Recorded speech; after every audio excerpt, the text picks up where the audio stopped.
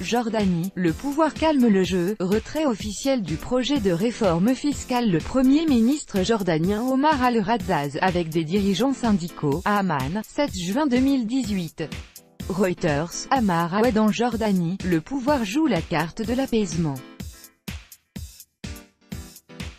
Le nouveau Premier ministre Omar al-Razzaz a annoncé ce jeudi 7 juin qu'il allait retirer le projet de loi contesté à l'origine de la grogne sociale.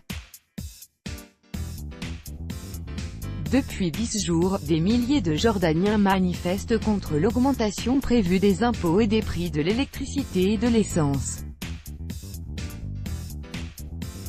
Au moment où les revendications des protestataires commencent à se diversifier et à gagner le terrain politique, le pouvoir fait un nouveau pas en direction des manifestants pour calmer la rue.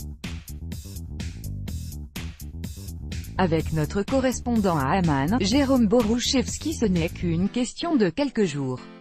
Dès que le nouveau Premier ministre Omar al-Razzaz aura formé son gouvernement, il retirera le projet de loi fiscale à l'origine du mouvement social en Jordanie.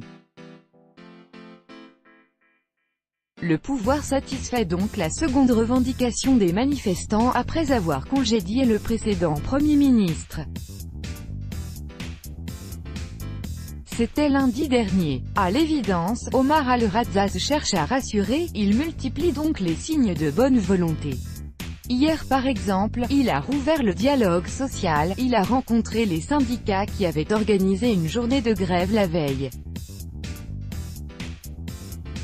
Omar al-Razzaz a promis de payer les salaires de juin des fonctionnaires avant la fête de l'Eid la semaine prochaine.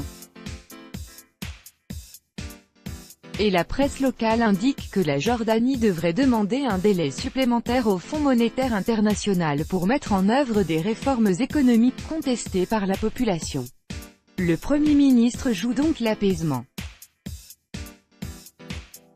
Une stratégie qui, pour le moment, fonctionne puisque la mobilisation est clairement en baisse. Les rassemblements nocturnes attirent de moins en moins. Les syndicats ont exprimé une certaine satisfaction, ils reconnaissent que leurs revendications sont prises en compte.